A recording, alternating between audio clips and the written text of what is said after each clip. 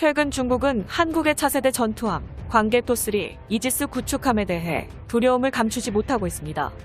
중국이 한국 해군의 차세대 구축함에 대해 우려를 나타낸 이유는 역시 신무기 개발에 어마어마한 투자를 통해 세계 군사력 순위 6위에 등극한 강대국 한국이 다목적 현무미사일 발사형 이지스 구축함이라고 불리는 광개토3 구축함 건조를 선포했기 때문입니다.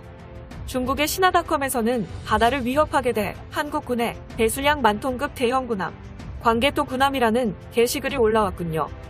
게시글 내용에 따르면 한국군은 현재 배수량 만톤 정도의 신형 구축함 건조를 확정 지은 것으로 알려졌으며, 한국이 건조하려는 신형 구축함은 명목상 구축함이라는 이름을 가진 순양함 크기의 대형 군함이라고 언급했습니다.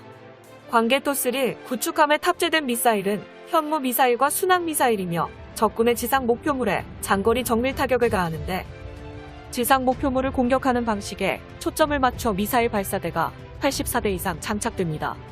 여기서 특히 중국이 걱정하는 것은 기존 한국군의 구축함이 60개 이상의 수직 발사 미사일 체계를 갖추고 있었고, 미사일 발사 체계에서 공격형 현무 미사일이 아닌 미사일을 방어하는 요격형 미사일 탑재 비중이 높았지만, 이번에 공개될 한국 해군의 광개토3 구축함에 탑재되는 미사일 체계는 크기가 매우 거대해졌고 발사관이 더욱 늘어났습니다. 그러므로 요격형 미사일에 비해 지상 공격형 현무 미사일의 비중이 크게 증가했죠. 이것은 한국군의 광개토3 구축함에 지상을 공격할 화력이 기존 한국군의 전투함보다 훨씬 강해졌다는 것을 의미한다고 신화닷컴은 언급했습니다. 광개토3 군함에 장착된 84개의 수직 미사일 발사 체계에 공격용 미사일을 적재하는데 전념할 것이라고 추측. 한국이라는 나라 자체가 미사일 전력을 중요하게 여기는 것과 동시에 장거리 정밀 타격을 확실시하기 위해 군함에서 탄도 미사일을 발사할 수 있을 정도로 기술력을 발전시킨 세계에서 몇 안 되는 국가 중 하나라는 발언과 동시에, 현무 미사일은 과거 미국이 이라크 영토를 초토화시켜버려 인민해방군의 우려를 만들었던 토마호크 미사일보다 기술적으로 진보되었고 폭발 성능이 강력하다는 평가를 내렸습니다. 광개토3 구축함에 들어간 현무 미사일의 시스템은 미국과 공동으로 사용할 스파이 이지스 레이더와 통합되어 여러 표적을 동시에 공격하는 다목적 타격 지정이 가능. 한국군은 수십 년 동안 장거리 정밀 타격 능력을 중시해왔으며 탄도미사일 프로그램이 지속적으로 발전함에 따라 군함에 탑재되는 현무 미사일은 한국군이 공격할 수 있는 수단 중 가장 강력한 무기가 되었습니다. 중국 신화닷컴의 평론에 따르면 중국이 생각하는 한국 해군의 군사력 평가는 이렇습니다. 한국이 차세대 전투함을 연속적으로 건조하는 이유는 한국의 주변국인 중국과 일본, 북한을 억제하기 위한 것일 수 있다라며, 중국과 한국이 계속해서 갈등을 겪고 바다에서 영토 분쟁과 자원 분쟁에 직면해 있다. 이처럼 과거부터 현재까지 한국과 중국 사이의 긴장은 급격히 고조되고 있다. 상대적으로 거대한 크기의 군함, 광개토3는 해전이 발생했을 때 놀라운 전력 투사 작전이 가능해지며, 작전에서 해군의 화력 이점을 극대화하기 위한 것임을 보여준다. 세종대왕급 구축함보다 거대한 크기의 대형 구축함이 인민해방군이 담당하는 해역에 커다란 위협이 되고 있다고 중국의 군사평론가가 언급했습니다. 또한 한국 언론의 보도에 따르면 한국군은 2021년 부산에서 열린 국제해양방위산업 전시회에 전시된 한국군 최초의 스텔스 구축함 KDDX의 개발도 추가로 진행하고 있다. 이로 인해 한국군의 위협이 가능한 빠르게 실현될 가능성이 높아 우려가 제기된다. 따라서 중국은 한국군의 신형 구축함이 주는 위협을 충분히 인지해야 하며 건조 시기에 맞춰 대비 방법을 만들어야 한다고 언급했습니다. 한국이 착공한 차세대 이지스 전투함 광개토3 구축함은 길이 170m, 폭이 11m, 무게 10,000톤급 규모로 전 세계적으로 봐도 어마어마한 크기의 전투함이며, 속력은 최대 35노트로 운항이 가능. 이렇게 빠른 속력은 한국이 독자적으로 개발한 초대형 가스터빈 엔진 덕분에 가능해졌습니다. 기존 세종대왕급 구축함과 비교해 전장이 4m, 배수량도 450톤 늘어남과 동시에 탄도탄 요격 능력이 대폭 향상되었고, 적군의 군함을 동시에 여러 대 상대할 수 있는 멀티런칭 방식이 향상되어 더욱 많은 적군의 군함을 순식간에 격침시킬 수 있습니다.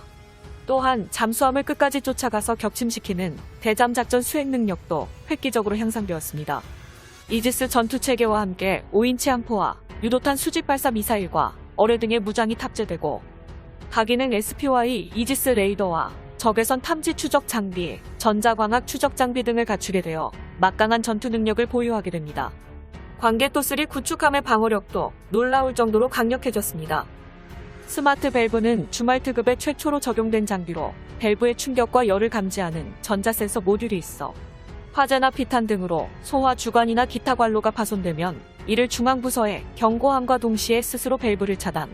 따라서 전투함에 일부 피해가 있어도 피해를 극단적으로 줄이며 임무를 계속해서 수행할 수 있게 됩니다.